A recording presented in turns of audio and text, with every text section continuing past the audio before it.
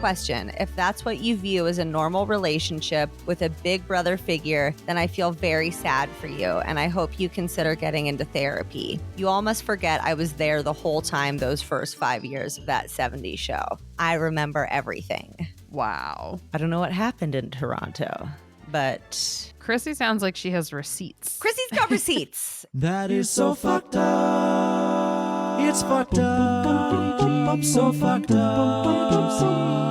It is just so damn fucked up. That's fucked up.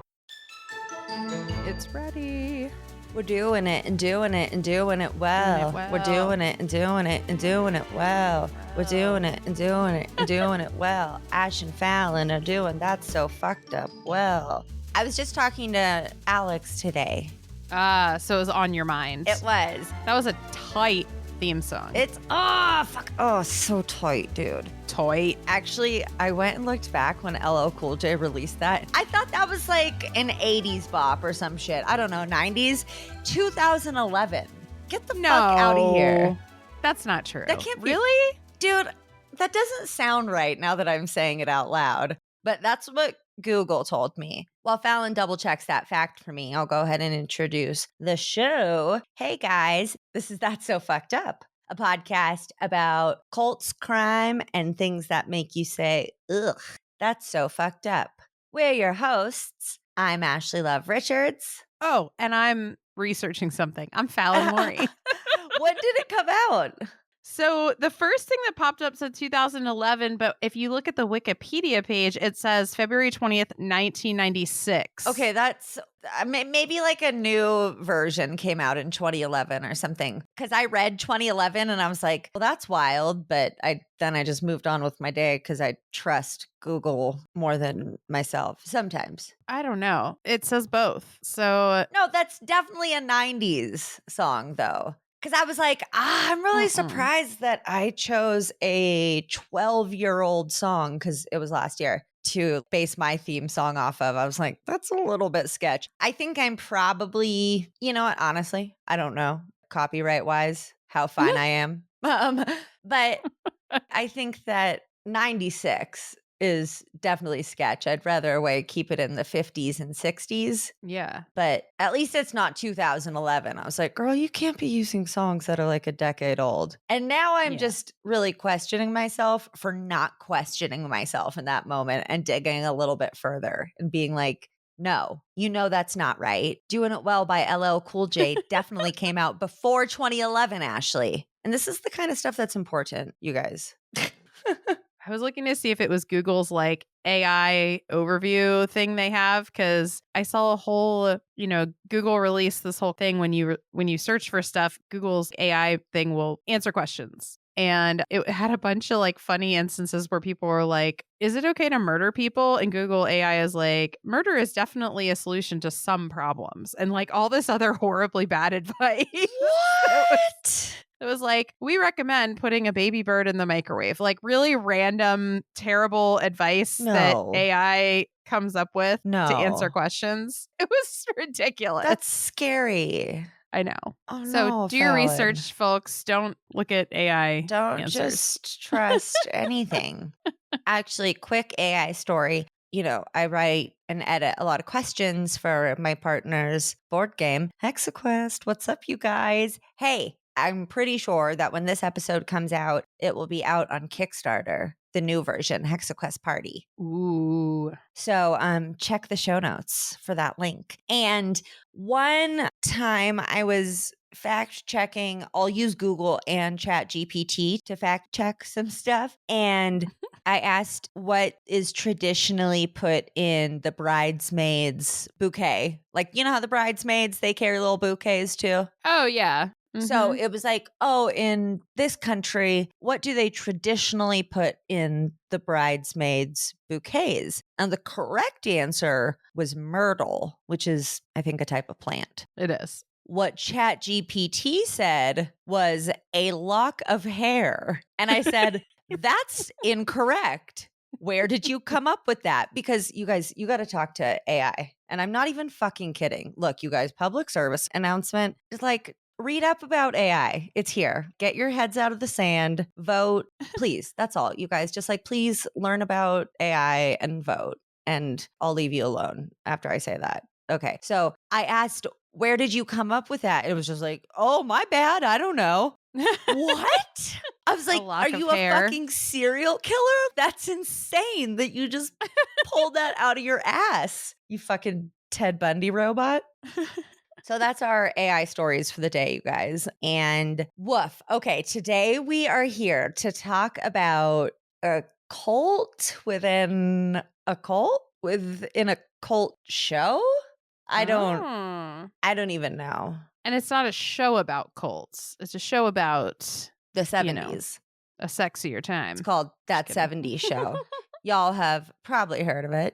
It's a cult classic show, though. Yes. That's the thing. It's not a show about a cult, but it's a cult classic. It was I'd say like a young adult sitcom that was on Fox from 1998 to 2006. And it focused on the lives of 6 teenagers living in Point Place, Wisconsin from 1976 to 1979. I've heard Point Place is super nice. You guys should definitely rent a hotel or whatever there. Rent a whole hotel?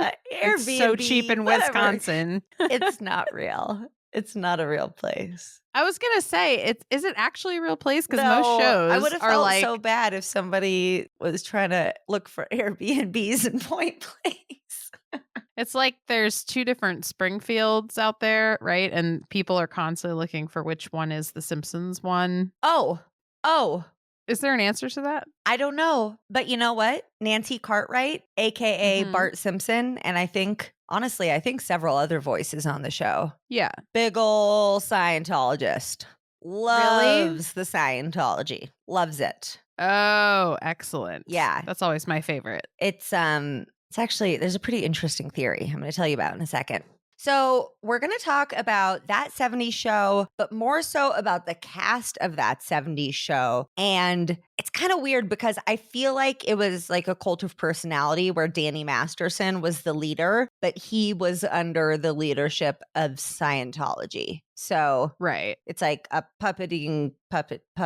Well, I guess there's always different levels of cults, right? So, but the thing is that not all of them officially joined Scientology. So he wasn't successfully recruiting the cast into actually joining Scientology, except for one person that we know of, which we'll get to. But wasn't he sort of influencing them to some of the ideas or like stuff behind it, not like full-blown members of the religion? Well, they definitely were seen going to Scientology events. They were seen hanging out with Scientologists. Most of the cast, pretty much except for Topher-Grace, who is the real king in all of this. He's getting such a public comeback. It's great. People are like, oh my God, we were so mean, because they were. Right. We'll get to that in a second. Basically, the whole fucking cast, even mom and dad, Kitty and Red, they were in on it. They were all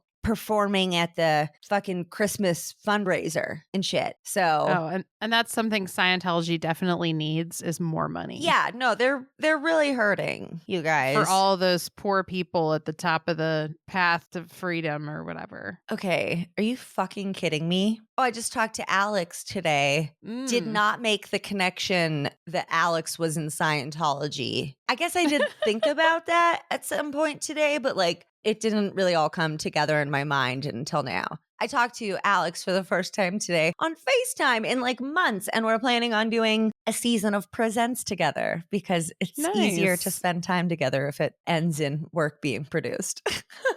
Of course. But yeah, so Scientology is bad. I'm not gonna go all into it, you guys. If you want to know about Scientology, me and apostate Alex did like 9 episodes about it. Mm-hmm. Yep. We climbed the whole bridge to freedom. That will usually cost you hundreds of thousands of dollars, and we did it for free. So check that out on the feed, you guys. That is available if your Scientology fancy is being tickled after this. Oh, what? Okay.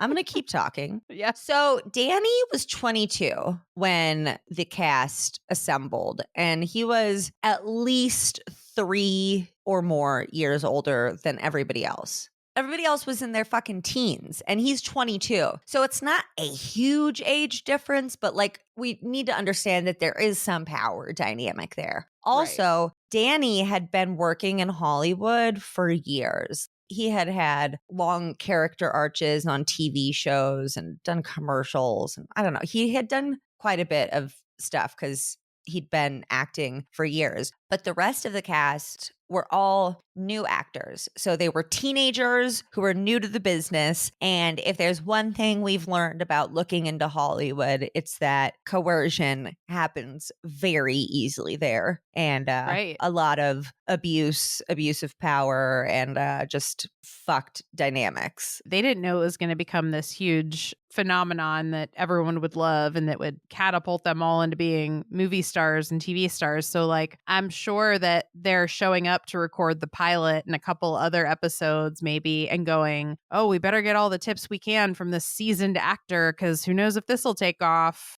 Maybe he can put in a good word for us or whatever. Totally. He knows what he's talking about. And they would especially think that because he sat them all down one day and said, hey, this is a really big opportunity. So don't you guys fuck it up for me. Oh, for him. Yeah, not for us. Don't fuck it up for me. So he made it very clear to the cast that he was top dog. Oh. Yeah. I mean, he's right. Huge fan. I mean, I watched so many of these blockbusters starring Danny Masterson after that 70's show came out. Oh my God, you guys, I was drinking coffee and I almost spit it out. Sorry. Right? It's like, okay, what the fuck else have you been on, you curly headed fuck? You know what, you guys, curly hair is beautiful. I don't know. I didn't know what else to say about him. I hate him. He is a curly headed fuck because he's awful. Yeah. And you know what? Everybody else with curly hair who's cool, you know, shout out to you because that's a tough look to pull off. So good for you guys. My hair is just like poof. It's neither straight nor curly nor even really wavy. I just mostly call it poofy. And Poofy. It's not as poofy today. It's pretty tame. It's in a bun. So it is. But it's not by far the wildest bun I have ever poof seen. Control going on right now. Uh-huh. But that's my hair brand is just poofy. The fuck? I don't know. I don't know how to talk.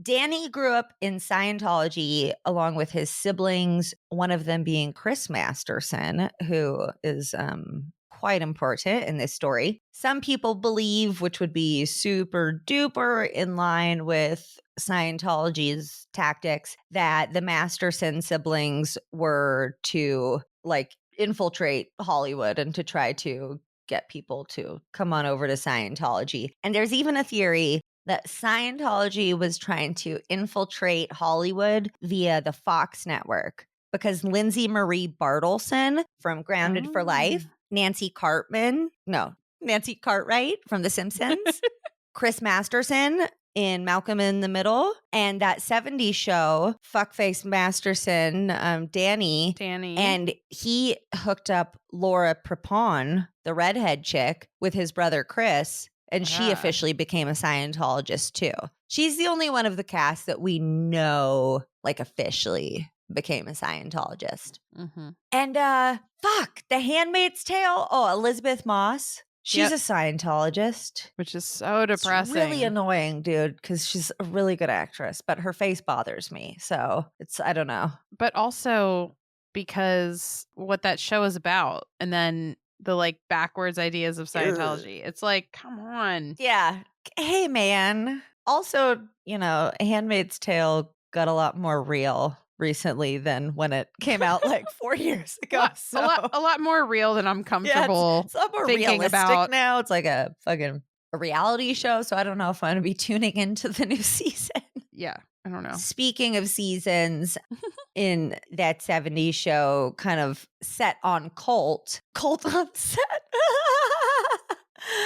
You guys, words are so hard. Oh my gosh. It's the AHDH. Mm-hmm. But he was he was very good at casting himself as the lead of the group. And like I said, basically most of the main cast, except for really Topher Grace, all participated in Scientology events and were seen mingling and whatnot. Ugh. Topher Grace, like I said, was the only cast member who was not interested in hanging out with the cast. He was turned off by Scientology. He could see that the whole cast was just kind of falling into this like Danny Masterson Scientology spell. And he was like, yeah, I'm good on that. And everybody was like, oh my God, Topher Grace is like such a dick. He doesn't even hang out with his coworkers, because Danny and Wilder and Ashton would go out all the time together, and they became known as the bad boys of Hollywood. And I guess that just means that you're really into underage girls and or SA and drinking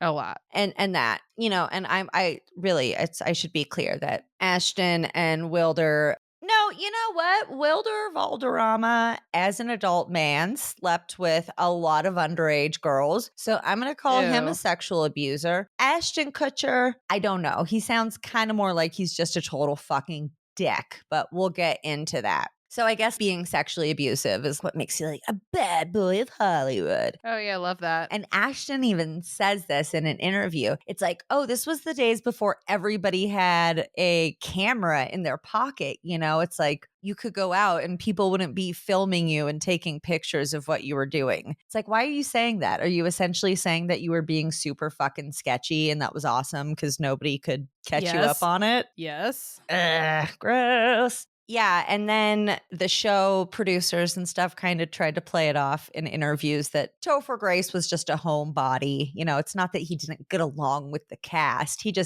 wasn't a go out type of guy. Yeah. And then later he was cast in other things because he's a very good actor. And when the people that he was on set with weren't like sexually abusive cult members, he did hang out with them. So it turns out that was all just people being mean, you know? Yeah, mean Scientologists. Can't say I'm surprised. They're really mean, though. So Masterson, aka Scientology, didn't approve of drugs. I'm going to put this in a big ol' air quotes because this monster was later convicted of drugging. And I guess I should put this right now, just like heavy SA. Trigger warnings for this episode, you guys, is going to get real bad when we get to that fuck. And I'll let you know when we get there. It won't be too crazy until then, but he is I called him a monster because he's like a terrifying fucking, it's funny. Like I so, what's the word? Hesitate to call him a human because I just can't even I don't see any humanity in that shell of a person. Like what humanity is actually in there. If you're capable of doing that multiple times to that degree. Right. So it's like, oh, you don't approve of you or your friends doing drugs when you could be consenting to it. Like, yes, I am me. I'm deciding to put this drug in my body. But if you're doing it to other people who aren't consenting, then drugs are cool. Okay, that's fun. The Scientology, I forget. Do they have rules like no drug use, no drinking, that kind of thing? I know they have weird like rehab centers that should not be in existence, but I couldn't remember if they have Scientology runs, fuck me, what's it called? Narconon. You guys, if you ever seen Narconon, that is Scientology fucking rehab, and it's not rehab, and run as fast as you can. If you know any drug addicts or, you know, people who have drug addicts in their life and you ever hear Narconon come up, like, no. I remember you and Alex talking at length about that. That's like the one thing that was very clear. I just couldn't remember if Scientology was one of those that had like we don't want our members to depurify their bodies. I don't know about alcohol because Danny drinks a fuck ton, and that was also very public. He's also said to do sleeping pills. So maybe it sounds like he has like really interesting rules about when drugs are and are not okay. It sounds like mostly it's when they would benefit him. They're all right. Right. He also, aka Scientology, thinks that disease is all in your mind. Ugh. You know, medicine can't help anything. And as we know, this is like an insanely dangerous belief that happens in a lot of cults where it's like, oh, modern medicine doesn't help. Yes, it does. It very much so does. Yeah. Go to the doctor. Yeah, like in his mind, medicine is only used for hurting people. And this is fucking disgusting. He created a, quote, detox program for firefighters after 9/11. He reinforced the idea to them that medicine didn't do anything. So, oh, you feeling depressed? Oh, you got PTSD? Yeah, meds aren't going to do anything. You know what will? You know what'll fix you, though, Fallon? Scientology. Bingo, baby. Uh-huh. Oh. Speaking of bingo, go to tsfupodcast.com, play with us, click bingo if you want to play bingo, a cult bingo. I want to play bingo. Because we're bingoing it up. It's, I mean, bam, bam. Yeah, it's crazy. Also, this is just fucking depraved. Danny publicly often referred to himself as DJ Donkey Punch. You know what? Let me see if he was actually a DJ, because that would just make him even more of a fucking douche. DJ Donkey Punch? The stupid fucking names you could pick. Well, I don't know if he. Oh my God. Yep. Here's a picture of him fucking DJing. He's a real. What a fucking. Oh my God. Okay. Thank you. I can have a little bit of a laugh at him because everything about him disgusts me. And to see him being a fucking DJ, you fucking clown. So his name is DJ Donkey Punch. And I'm just going to go ahead and define that for you because I didn't know what it meant. And it's actually pretty fucking relevant. Donkey Punch is a sex act where when you're having sex with somebody, you punch them in the back of the head and or on their body. So it's been said that this is like, it's not a real thing. It's like a made up thing, you know, but they, of course, if something can be imagined, they'll make it. So they did make a porn in which men were doing this to women. And one of the women who was on set said that it was just awful, just beyond terrible. So Danny, who is a serial violent sexual assaulter, had the fucking DJ name DJ Donkey Punch, which includes, of course he did, beating somebody while you have sex with them. It's so fucking wild when you see how these people are just hiding in plain sight. Yes. It's like, oh, that's just a joke. Oh, haha, that's just Danny being Danny. It's like, no, Danny actually does beat women. So, ugh. Yeah, like it would be a lot more of a joke if Danny wasn't later convicted for sexual crimes against people. And violent ones. Yeah. Right. Also, I saw him say in an interview that Mila was hotter when the show started, when she was 14, than at the time of the interview when she was literally, I don't know, any age older than 14. And I was like, okay. You guys are all fucking predators who go after younger women. We're going to talk about Wilmer-Valderrama first, who definitely was a fucking bad boy of Hollywood. He started the show when he was 18. He was involved with Scientology on several occasions, but never any official links. He chronically dated underage girls while he was an of-age man. When he was 20, he dated Mandy Moore, who was 16. He later went on Howard Stern and said that he took Mandy's virginity and that it, quote, wasn't like apple pie. It was just really good. Ew.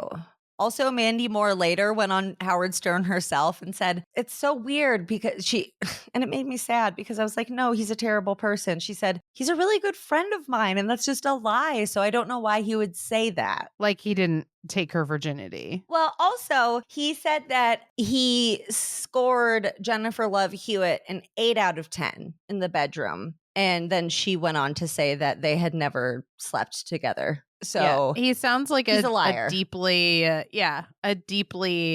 what's that called? Insecure. I think what this shows is really insecurity, right? Right. He dated Lindsay Lohan when he was 25 and she was 17. And then when he was 29, he dated Demi Lovato when they were fucking 17. And you notice that, and I'm not saying that this is directly related, but later on, both Lindsay Lohan and Demi Lovato had some issues with their mental health, and they went through a lot, both of them. And you have to wonder if they didn't receive some amount of like abuse after being with this older guy that wasn't treating people well that he was in relationships with. And that can really fuck you up. Oh, yeah. Well, Demi released a song when she was 29 called 29. And a few of the lyrics are, finally 29, 17 would never cross my mind. I see you're quite the collector. Yeah, you're 12 years her elder. It's like so obviously about him.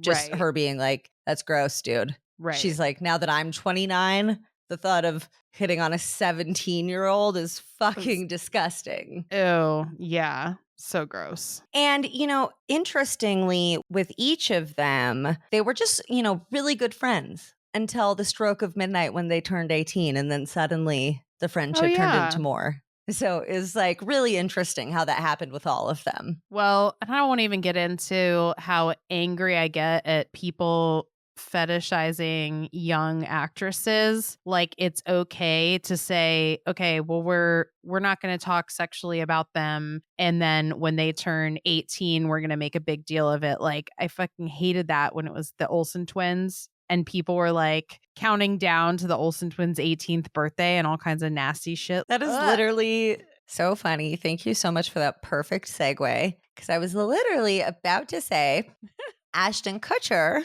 was 19 when he joined the cast, and he was also definitely a very bad boy of Hollywood. He had been super closely connected to Danny ever since they met on set. He viewed him as an older brother and mentor, which is very what a fucking stupid mentor to pick, you fuck tit. Right. And, you know, I would say, though, that because he was the oldest, most experienced on set, they, except for Topher Grace, did look up to him in some way or another. Kutcher has a history of being a stupid fucking slimy ass pervert. He said on his show, Punked, because that was his show, that stupid fucking show where he would jump out and he would always have a trucker cap on sideways and he'd be like, doing his stupid fucking laugh. And he'd be like, you got punked. You got punked. Remember? I do. That? I did not like that show. No. So I tried not to watch it. He said, quote, and she's one of those girls that we're all waiting for to turn 18, along with the Olsen twins. And he was saying that in reference to Hilary Duff, who was 15 at the time. Ew, I hate that. Ugh. And we talked about this recently in our episode about Ezra Miller and Hollyweird and how there's so often these open relationships that are like, you know, out in the public, or things being said like this fucking shit that just, okay. It only literally started being problematic once Me Too happened. Can you imagine if this happened have a long way to go in any other industry? Like, if a girl showed up to her senior prom at a normal high school with a 26-year-old man, would people be like, ooh, let's take a picture. You guys look great tonight. Who are you wearing? Or would they be like, somebody come arrest this man because he's dating a child? Hey, dude, this is a high school dance. Why are you here? Yeah. Or if like a male teacher who's in their mid-20s was like, ooh, there's some girls in last year's graduating class that I'm super excited turned 18. Like, that would never fly. Oh my God. Oh my God. You know what I just remembered? What? Did you ever see that show Pretty Little Liars? Yes. Oh, and the teacher-student relationship. Dude. Yeah. So gross. Dude. And it's portrayed as very romantic and this beautiful love affair. And how old is she? She's got to be what, 15, 16? She's like 16, supposed to be 16 in the show. And I remember seeing it. They meet up and she doesn't tell him her age. So they hook up and then she goes to school and realizes he's her teacher or whatever. Right. So but then he's got to be stay together. And his name's Ezra. Didn't they meet in a bar? Yes.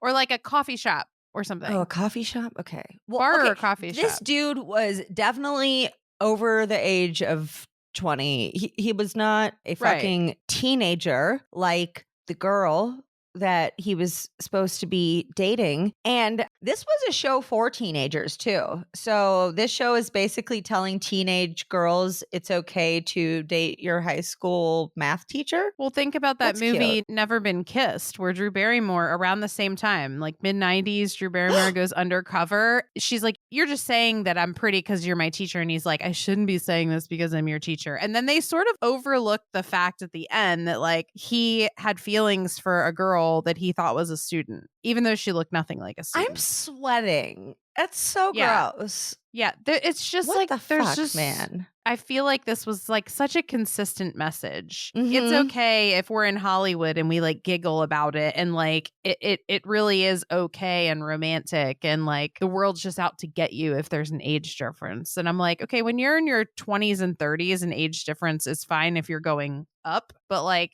not if one of them is in high school. Sorry. Yeah, I totally just remembered that. And I was like, wait, that was totally presented as a fine storyline. They knew it was like, ooh, this is not good, but it was romanticized. Anyways, ew, gross. So anyway, sorry. Ashton also said several things about Mila Kunis while they were co-stars and not dating or married that were really gross. She was 14 when she got cast. She lied and she said, oh, I'm going to be 18, which she would be at some Can't believe point, she you was know. 14.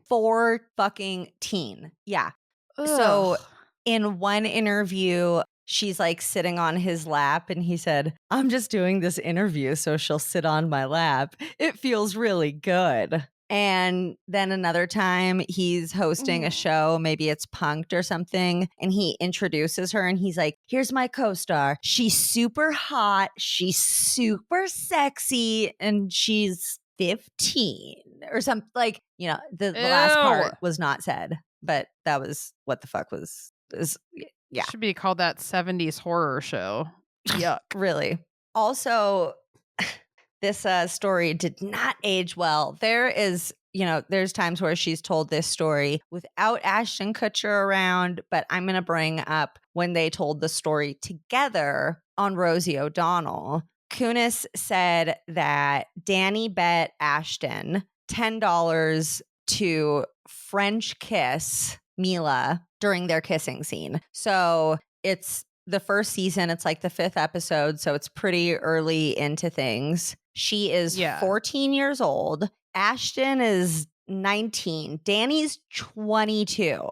And Mila says, yeah, but he didn't succeed or whatever. She said she closed her teeth so he couldn't do it because she said this was her first fucking kiss ever. Oh, because she's sweetie, a baby. And she has some fucking older dude trying to shove his tongue down her throat in front of a whole cast and set and crew of people. And now they're married, and we wouldn't call that weird or early grooming or anything. Dude, I don't know. We're gonna get to that. So they are on Rosie O'Donnell together telling this story. And Ashton goes, I did get my tongue down your throat. And no one is laughing. Nobody. It's so awkward. Rosie looks uncomfortable as shit. The audience isn't laughing. He's trying to say this as a joke, you know? And God.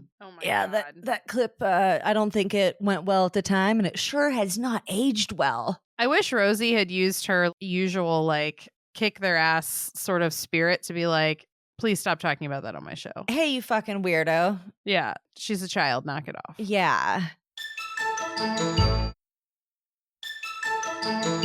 Also, something pretty sketchy happened in 2001. A girl that Ashton was kind of newly dating. Her name was Ashley Ellerin. She was murdered on February 21st, 2001 by her neighbor, Michael Gargiulo. Gargiulo? Yeah. And he was actually a serial killer. And it's like a super sad story. I don't have time to get into it today, but he stabbed her 47 times in her Hollywood home. Oh my God. And Ashton, this is fucking insane, was supposed to go on a date with her that night. he was calling her and she wasn't picking up her phone. He got to her house. He says that, this is his story, that he walked in because the door was open and he thought he saw red wine on the carpet and thought that maybe she had some wild party and was out or something. Bitch, don't tell me that a fucking 47-time stabbing murder scene looks like wine on the carpet. Right. Come on. No. So is he the one who found her? Yes, dude. Whoa. But he didn't fucking report it. He called his manager. He called Danny. And they were like, dude, don't. You're so new in your career. This is going to ruin everything for you. What? That you found a murder scene? Yeah, How would because that they were ruin like, anything that's for you? all you'll be known for. It was literally to protect his image. He did not report Who this gives murder. a fuck about the dead girl on your floor? Like, maybe she who was cares still about alive her? too. He didn't go to fucking investigate. He went to his car like a fucking pussy and called Danny. So Chrissy Allegedly. Bixler, one of Danny's exes, has been very vocal about what an insane psychopath and abuser he is. She tweeted, or I don't know, some social media. She put it somewhere. It said, "Dear Ashton, I know the secrets your role model keeps for you, ones that would end you. Did you forget I was there? You were on speakerphone that night you called Danny on February 21st, 2001. I heard everything. I heard the plan. In my opinion, you're just as sick as your mentor." So reading between the lines here, like implicating him in more. No, I think just the plan being to Ignore it. He fucking, I'm pretty sure he left and went to a party or something to have an alibi. Like, she What could have the still been breathing. Fuck. He could have been the difference between her alive and her dead. You never know. But Yeah, nobody no will idea. ever know because he didn't fucking bother. No, these people, I'm like, where's the humanity? I feel like Scientology just steals the soul of people that are involved and even around it. But I don't want to blame it all on Scientology, too. They're just being really terrible people. They just don't sound like great people. Yeah. Also, in 2003, a couple of years later, Ashton kept being super smart and cool. He started dating Demi Moore, who was like 17 years older than him or something. It was like a big deal. You know, it was all over the news. And when they first started dating, one night Ashton goes, I don't even know if alcohol really exists. I think it's really just about moderation. And look, we all have to take accountability for our own sobriety. But Demi wrote in her book that she broke her 20-year sobriety at that point because she said it was stupid. I wanted to show my new boyfriend, who was, young and hot, that I could drink in moderation. Ugh. And as an alcoholic, Yeah. No.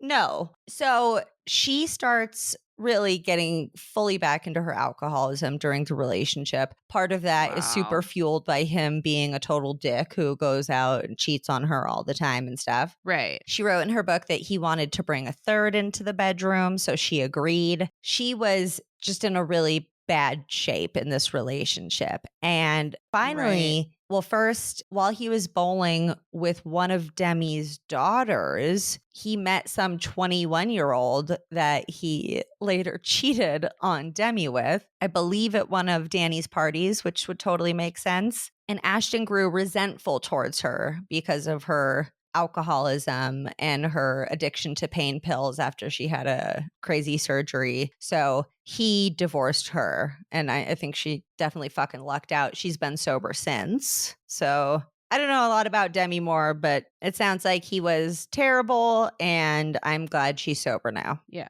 Well, I mean, she is arguably really famous for all the relationship wise. She was married to Bruce Willis forever. That's who her children are with. Oh, right. And she remains he has a pretty serious medical condition and can't speak anymore. I know. Yeah.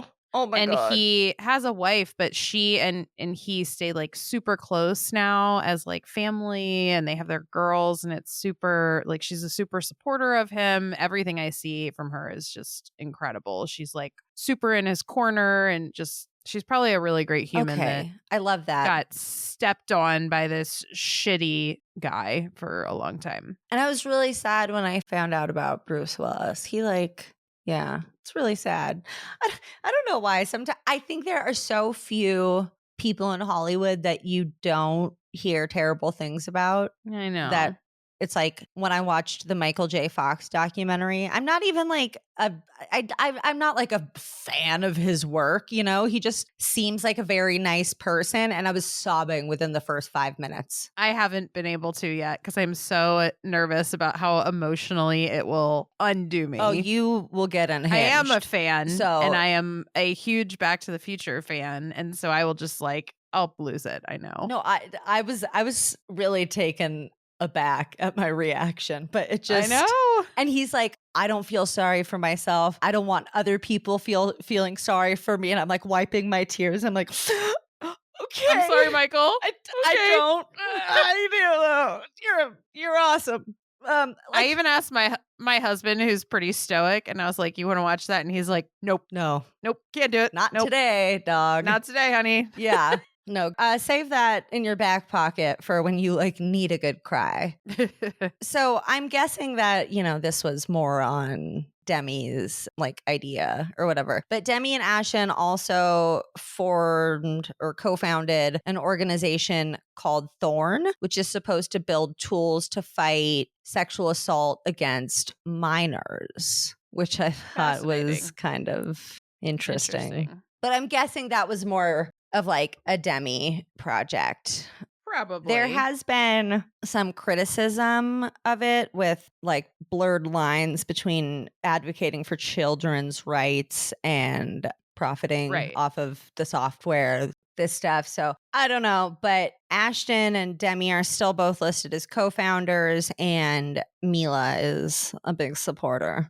Okay, so now before we get into the Kunis and Kutcher and Kunis and Masterson crazy drama, I'm just going to talk a little bit about Laura-Prepon. She joined Scientology shortly after starting the show. Like I said, she started dating Danny's brother, Chris, and they dated for the entirety of that 70s show, so at least 8 years. Chris was on Malcolm in the Middle, and apparently he was kind of charged with the same task of like recruiting. But Bryan Cranston, #boss, love him, apparently was very protective of all the kids on set. He's like, hey, you get the shenanigans out of here. Yeah, enough of that. So I love that. And Laura was a pretty easy target since she was very connected to both brothers. She's dating one and she works full time with the other,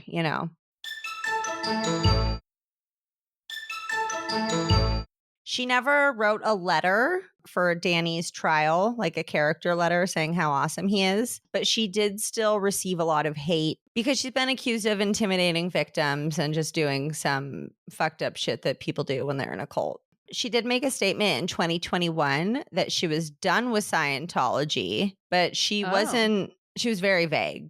She's never said that she was 100% done with it, just that she hasn't been practicing for 5 years. Well, that's good. But if you're going to declare you're done with Scientology, don't you have a little bit of like maybe a responsibility to tell people why? Unless it's just because like, oh, it didn't work for my spiritual growth journey anymore, which I think she was trying to spin it as, because she's like, I've attended lots of different churches and spiritual centers in my time. But if it really is a cult, and we really usually say like people who end up in them are victims, maybe she's been more victimized than people understand, especially if she's brought in because of a marriage, and maybe she just felt like she couldn't tell why yet, Yeah, no, that's true. Thank you for pointing giving that the out. benefit of the doubt. Yeah. As a woman, too, I'm sure hearing how they treat women, like she could have been much more victimized than like her husband was in certain ways. I don't think she was married to Chris. Oh, she was just dating him. They dated for a long time. So Mila was kind of abused on the set of that 70s show. Like I said, she was 14. One of her first experiences was having a 22-year-old dare a 19-year-old to assault Try to her. stick his tongue in her mouth. It's supposed to be a Hollywood kiss. She didn't consent to him doing that. Yeah. So that's having an open mouth. disgusting. Like, She's kiss. a minor. She had her pants pulled down several times by male cast members as a, quote, prank. Like, ooh, we pantsed you. But it's a teenage girl. Yeah. And it's a bunch of dudes. Yeah. And laura-prepon, who probably honestly felt a little bit of the same stuff that Mila did. So Laura joined the show when she was 18. So she was older than Mila. But, Mila said that because her career was just starting, she felt like she had to tolerate whatever was being thrown at her. She didn't want to stand up for herself and be labeled as a bitch. So she just tried to be one of the laid back cool girls. And I've been in like a male dominated profession where you want to be like one of the guys. And even if you're like younger than most of the group, when I was in the Navy, I had this. And like when people do things that are probably inappropriate, you kind of know that if you are the one person that says, oh, knock it off, then you're going to get labeled like, oh, that's just because you're the baby and you're a girl and like you're no weak fun. And you're no fun. And then so you let it happen. And it like once you open that door a little, people just take wild advantage of it. And it gets worse and worse. And then you're like, well, I can't say anything now because then I'm not cool anymore. I'm imagining she's in the same spot.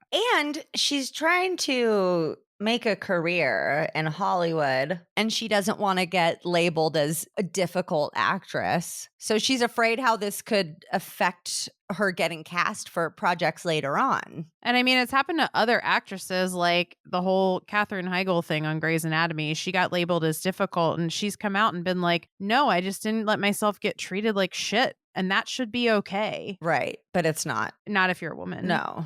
Chrissy Bixler, Danny's ex, said in a social media post, "Dear Mila, I pray you begin to process what you experienced as a child on that set. Your old interviews are very telling. I encourage everyone to watch them and decide for yourself what you hear and see. Do so before they get scrubbed from the internet. I also know what happened in Toronto and after. Question, if that's what you view as a normal relationship with a big brother figure, then I feel very sad for you, and I hope you consider getting into therapy. You all must forget I was there the whole time those first 5 years of that 70s show.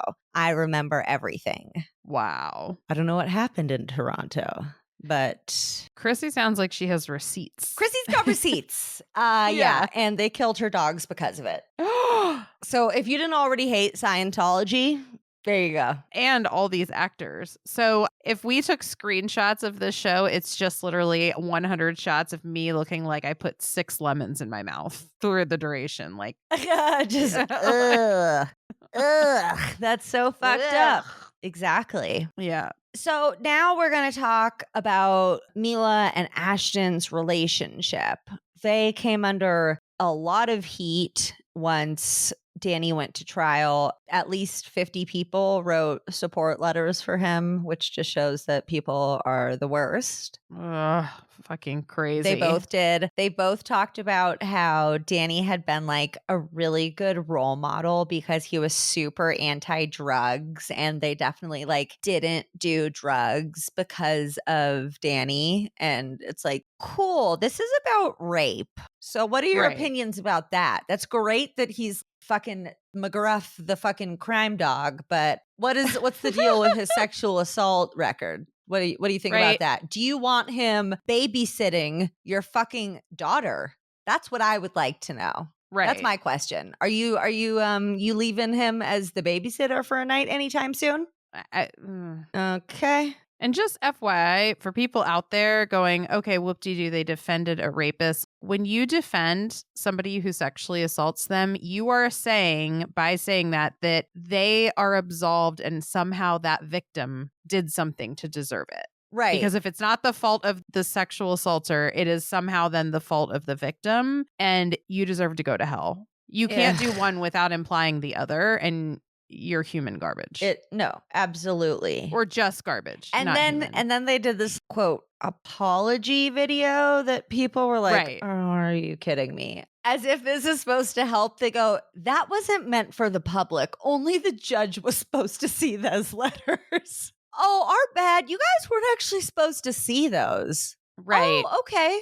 Oh, okay. That's fine then. What? You didn't want the public to see something that would ultimately determine how early a rapist gets released back to the public. Right. And you're asking for leniency. Right. So that hopefully he can torture the public again.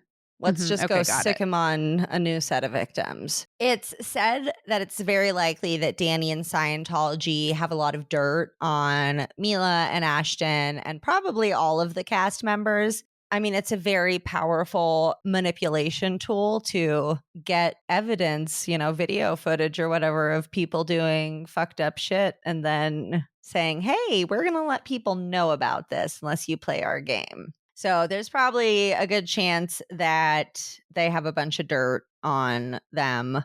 This is so gross. He showed this on video in a tour of his house. Danny had hidden cameras in every room of his house and nobody knew why, and it was never explained. Every room, this motherfucker had a hidden camera. Well, we absolutely know why. So that he could hopefully get some trashy footage. He admitted in interviews to having videos of Ashton Kutcher naked, and that would be the most minor thing that he could have is nudes. And plenty of dirt for cast members that come to hang out at his house for Scientology. Right. And fucking literally anyone.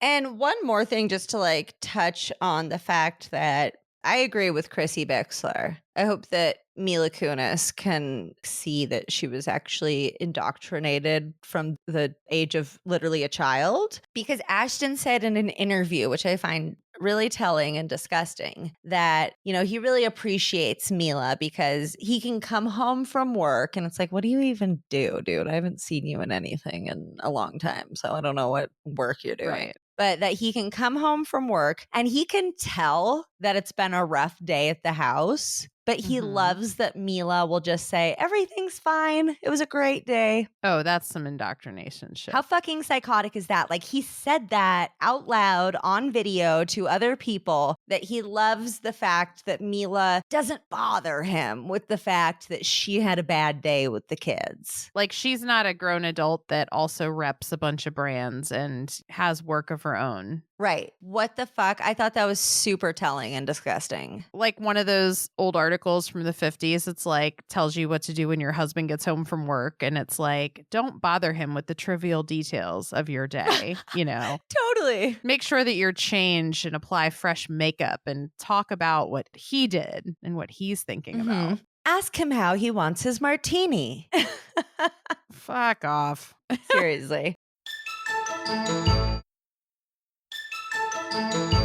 In 2017, 3 women, it might have been 4, but I know for sure 3 women came forward and accused Danny of rape. Okay, guys, here's the trigger warning time. He's terrible. I even found a clip of Conan O'Brien interviewing Danny, and he says, I've heard about you. You'll be caught soon. I know you will. He legit says that to his face in the fucking interview on TV. And Danny just kind of laughs and shakes his head like it's a joke. But Coco was being for real. Conan O'Brien doesn't fuck around. I love Conan.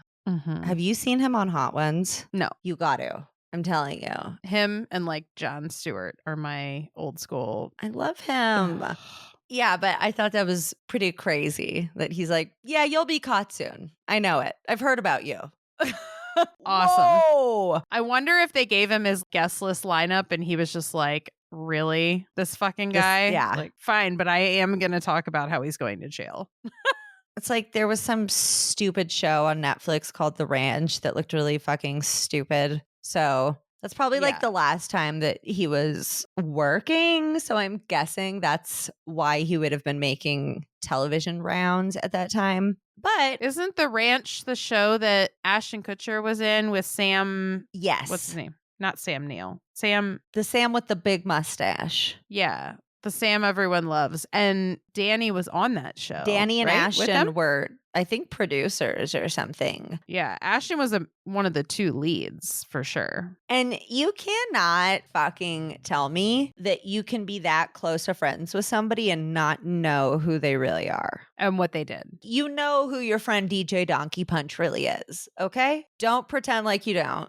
So I guess during the time of that 70s show when the boys were out being the bad boys of Hollywood, and it's really sad. This has kind of always been something that's had to be a thing amongst women. And I know it happens a lot in like modeling communities or whatever, but the fucking alarm system is women telling other women, like, hey, Right. don't go to Danny Masterson's house. If he invites you to an after party, don't go. Right. Hey, make sure you never end up alone with Danny Masterson. Like this kind of shit was going around. And it's sad because I heard it recently in the last 2 years with people actually in the podcast community. And I saw in a news article, it was like, yeah, it was sort of pretty well known that if you were going to see him this dude at a party, or if you were going to sit next to him or whatever, like he was going to touch your leg or he was going to hit on you or he was going to be inappropriate. And everyone just sort of knew that. And they were just like, whatevs. Yeah, whatever. And then it took like somebody really putting their foot down to get him like canceled out of talking to fucking crime victims. And she was then probably called a bitch. No, they ditched him, but it's just the concept of fame buys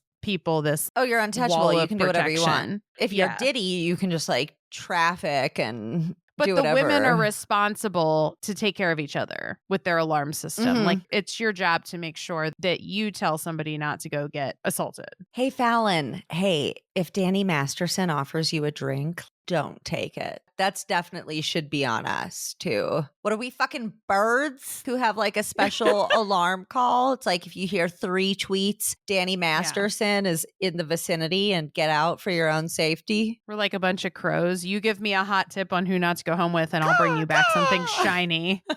I'll bring you back a shiny rock and thanks. Oh, Anyway. I want crow friends. So these allegations come out, and at first, Netflix, the executive, Andy Yeatman, said that he didn't think there was truth to these allegations or whatever. People weren't stoked on that, and Netflix dropped him pretty quickly, which good call because it seems like people often don't get dropped. Also, just like Netflix and Danny's agent dropped him at the time too. So they dropped Danny and Andy for being a Danny apologist, Right. or a rape victim Blamer. blamer. Yeah. In 2020, Danny was charged with the rape of 3 women, and he was violent, absolutely degrading. He spit on these women and called them heinous names. Ugh. And I've had a few abusers in my life, and I'm not going to get particular right now, but I have had somebody who spit on me during an argument.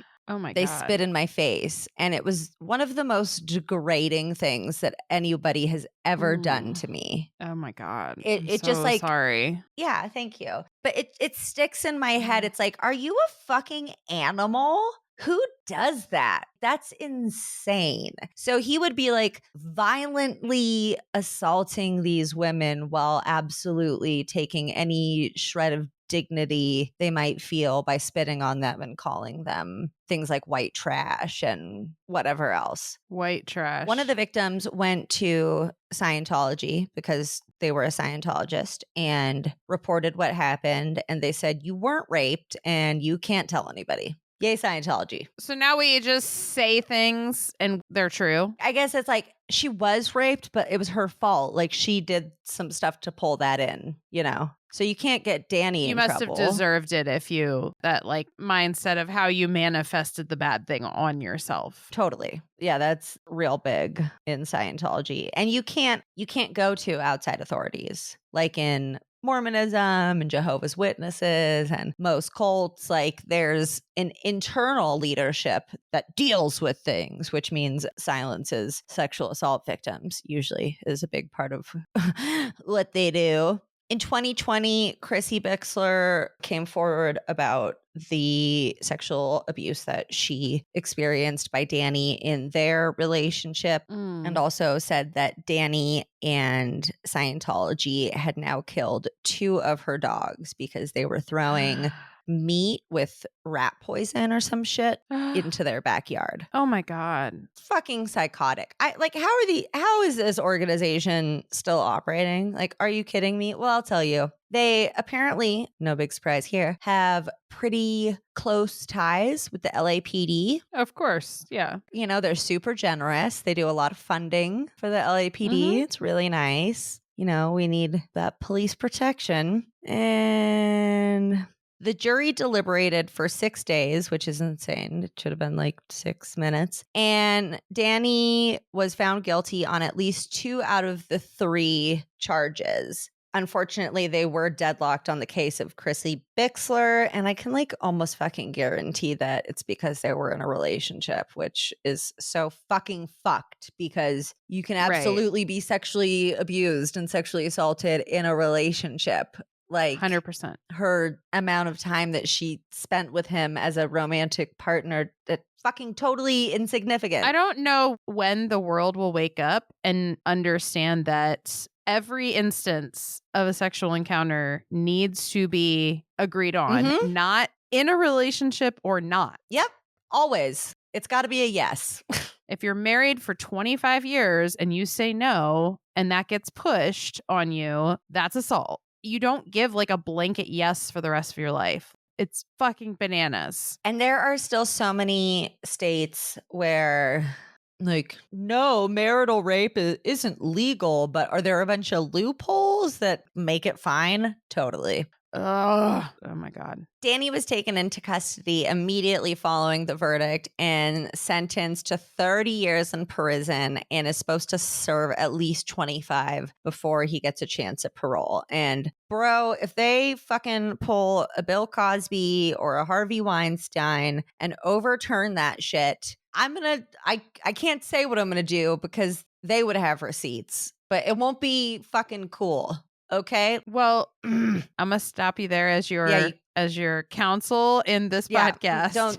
I'm zipped. Well, I should probably zip it with that. No. We can't be giving them anything. And I think I'll just kind of zip it in general. That's kind of the story of that 70s show cult. Within a cult show. And you know what? That was enough for me, I think. A lot happened. My nose and my eyebrows hurt from being scrunched up like I tasted something gross for a straight hour and a half. So I need to go relax my face. Yeah, I need Botox in the brow area.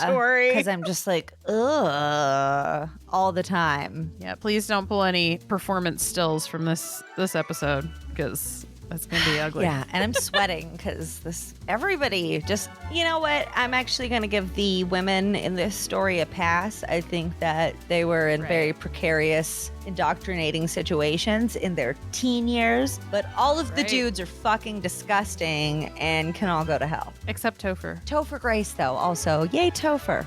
And yay, you guys. Thanks for listening. We'll see you next time to talk about another story that is real as fuck. And real fucked up. Bye. Bye. Bum bum bum bum bum bum. That's fucked up. So fucked up. Can't you see? It's just really fucked. That's fucked up.